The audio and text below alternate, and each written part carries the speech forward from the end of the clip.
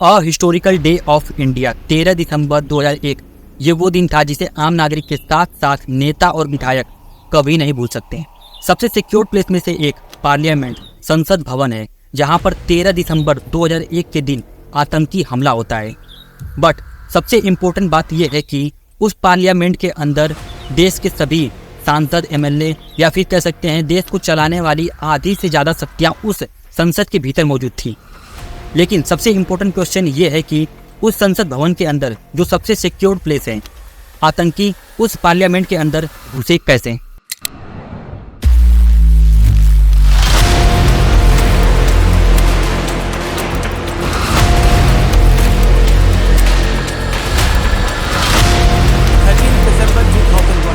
That was the date that brought India and Pakistan very, very close to India.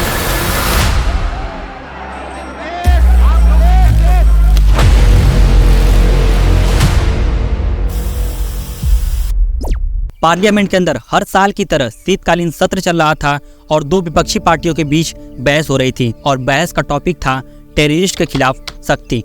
उस time पर देश के prime minister थे अटल बिहारी वाजपेयी और उनकी विपक्षी पार्टी की लीडर थी सोनिया गांधी, जो कि कांग्रेस की लीडर थी। जब ये बहस चल रहा था तो कुछ देर तक बहस चला और चलने के बाद इसे 40 मिनट के लिए स्थगित कर दिया गया। और जब संसद स्थगित हो गया तो उसके बाद पीएम अटल बिहारी वाजपेयी और विपक्षी टीम की लीडर सोनिया गांधी उस संसद से चले गए। कुछ देर बाद उपराष्ट्रपति श्री कृष्ण कांते भी अपने काफिले को लेकर संसद से जा ही रहे थे कि संसद भवन के भीतर उनके काफिले को सामने से एक सफेद कार टक्कर मार देती है, जिसमें 5 आतंकी बैठे थे। लेकिन वह सफेद कार पार्लियामेंट के अंदर आया कैसे। आज के जनरेशन में नेता और विधायक फॉर्च्यूनर कार में घूमते हैं और उनकी पहली पसंद होती है ये फॉर्च्यूनर कार। लेकिन उस टाइम पर नेता और विधायक के बीच एम्बेसडर कार काफी फेमस था और वीआईपी लोग इसी एम्बेसडर कार में घुमा करते थे। उस दिन भी आतंकियों ने एक एम्बेसडर कार लिया और उस एम्बेसडर कार के सामने एक नंबर प्लेट लगाया, जिसका नंबर प्लेट था DL3CJ1526 और उस एम्बेसडर कार के सामने एक प्लेट और लगाया जिस पर लिखा हुआ था होम मिनिस्टर, गृह मंत्री। और इस एम्बेसडर कार को लेकर आतंकी संसद भवन के भीतर गए। जब यह एम्बेसडर कार संसद भवन के सिक्योरिटी के पास पहुंची तो सिक्योरिटी गार्ड इसे होम मिनिस्टर का कार समझकर बिना चेक किए अंदर जाने दिया, और जो कि उनकी सबसे बड़ी गलती थी। और आतंकियों का वो कार उपराष्ट्रपति के काफिले को सामने से टक्कर मार देता है। टक्कर होने के बाद आतंकी उतरते हैं और अंधाधुंध फायरिंग करने लगते हैं। सबसे शॉकिंग और चौंकाने वाली बात यह है कि आतंकवादी बाहर फायरिंग कर रहे थे और संसद भवन को उड़ाना चाहते थे। लेकिन 40 मिनट बाद संसद भवन स्टार्ट हो चुका था और विपक्षी पार्टी आपस में बहस कर रही थी। उन्हें बिल्कुल अंदाजा नहीं था कि पार्लियामेंट के अंदर आतंकवादी घुस चुके हैं। पार्लियामेंट के अंदर जो शोर आ रहा था वह सांसदों को और बाकी सभी लोगों को लगा कि विपक्षी पार्टियां विरोध कर रही हैं, वो भी पटाखे जलाकर। पार्लियामेंट के अंदर इस बात की जानकारी तब होती है जब प्रमोद महाजन को, जो इस पार्लियामेंट के अंदर मौजूद थे, उन्हें एक फ़ोन आता है और इस फ़ोन के जरिए उन्हें इस बात की जानकारी मिलती है, जिसके बाद सभी सांसदों को इस बात की जानकारी हो जाती है कि इस संसद भवन के अंदर टेररिस्ट घुस चुके हैं। जिसके बाद पार्लियामेंट के अंदर मौजूद वॉच एंड वांट स्टाफ के लोग सभी सांसदों को एक सिक्योर्ड प्लेस पर ले जाते हैं और बाहर आतंकी फायरिंग कर रहे थे। वह संसद भवन के अंदर घुसने के लिए रास्ता ढूंढ रहे थे। वह सभी आतंकी गेट नंबर 9 की तरफ दौड़ते हुए जाते हैं।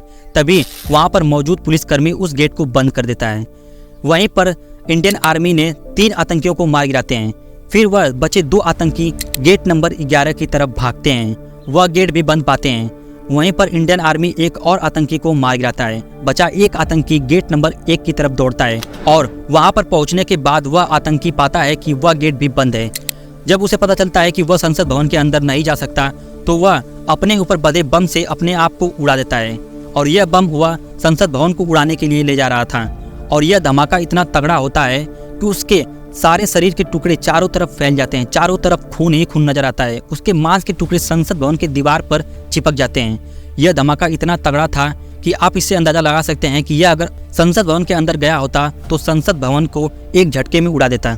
इस तरह से पार्लियामेंट को बचाया जाता है और लगभग 9 लोग इस पार्लियामेंट अटैक में शहीद हो गए थे और काफ़ी लोग घायल हुए थे। अगर टेररिस्ट इस मिशन में कंप्लीट हो गए होते या फिर सक्सेस हो गए होते तो आज हमारा पार्लियामेंट नहीं होता और एक ही दिन में लगभग 100 से ज़्यादा सांसद मारे जाते हैं। हमारा लोकतंत्र खतरे में होता और हमारा लोकतंत्र एकदम से नीचे गिर जाता।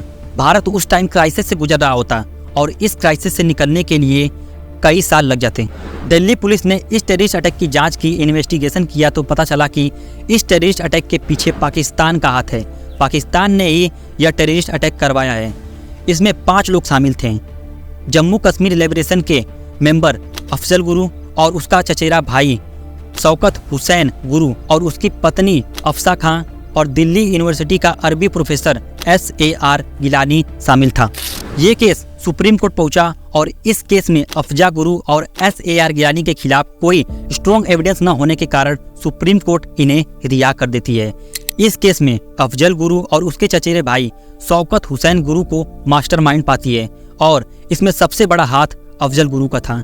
सुप्रीम कोर्ट अफजल गुरु के चचेरे भाई शौकत हुसैन गुरु को 10 साल की सजा सुनाती है और अफजल गुरु को फांसी की सजा सुनाती है। और फिर 9 फरवरी के दिन दिल्ली के तिहाड़ जेल में सुबह 8:30 बजे अफजल गुरु को फांसी दे दी जाती है।